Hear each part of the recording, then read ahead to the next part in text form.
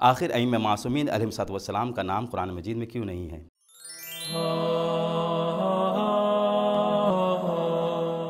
ناظرین محترم، ایک بہت ہی اہم سوال، آخر ائمہ معصومین علیہم السلام کا نام قرآن مجید میں کیوں نہیں ہے؟ جبکہ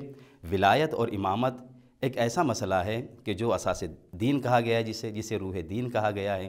اسلام کی بنیاد کہا گیا ہے، اس کا رکن کہا گیا ہے۔ ناظرین محترم، اس کے بہت سارے جوابات دیے گئے ہیں، لیکن اس مختصر سے وقت میں ایک چھوٹا سا جواب جو آپ کے ذہنوں تک پہنچانا ہے وہ یہ ہے کہ قرآن مجید کی اگر ہم ساخت پر، اس کی جو بناوٹ ہے جو پروردگار نے بھیجا ہے، اس کا ہم غور کریں، اس میں اگر فکر کریں تو ہمیں پتہ چلے گا کہ قرآن مجید جب اپنی الہی شخصیتوں کو جب پہچنواتا ہے، ان کا تعارف کرواتا ہے، تو 3 طریقوں سے کرواتا ہے۔ ایک یہ کہ خاص کر کے ان کا نام ذکر کرتا ہے، جیسا کہ قرآن مجید کی آیت ہے جناب عیسیٰ علیہ السلام کے لیے سورہ صف کی آیت ہے، تقریباً آیت نمبر 6، جس میں پروردگار فرماتا ہے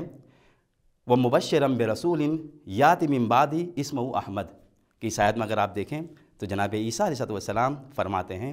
کہ میرے بعد ایک رسول آنے والا ہے جس کا نام احمد ہوگا۔ اور ایک طریقہ قرآن مجید کا یہ ہے کہ وہاں نام کو ذکر نہیں کرتا ہے بلکہ کچھ گروہوں کے ذریعے سے ذکر کرتا ہے، جیسا قرآن مجید کی یہ آیت ہے کہ وَبَعَثْنَا مِنْهُمُ اثْنَيْ عَشَرَ نَقِيبًا۔ اس آیت اگر ہم غور کریں تو اس آیت میں پروردگار صرف یہ کہتا ہے کہ ہم نے بنی اسرائیل کا انتخاب کیا اور ہم نے 12 لوگوں کا، 12 گروہوں کا اس میں انتخاب کیا۔ تیسرا طریقہ قرآن مجید کا وہ یہ ہے کہ نہ جس میں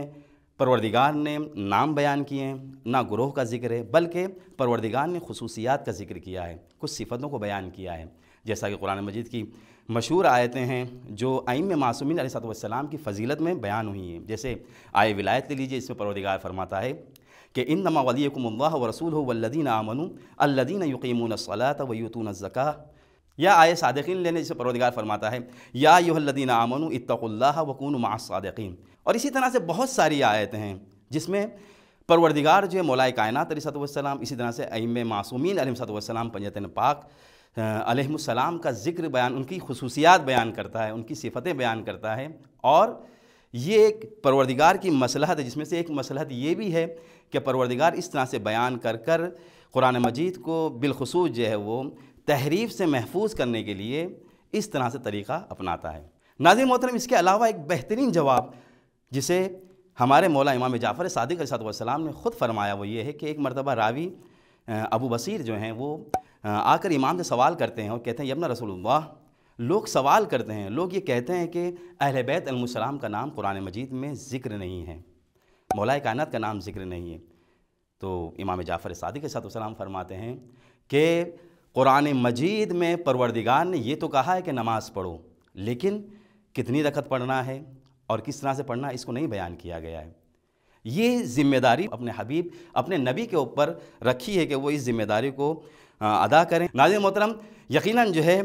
قرآن مجید میں ائمہ معصومین علیہ السلام کے نام صراحت کے ساتھ ذکر نہیں ہوئے ہیں، لیکن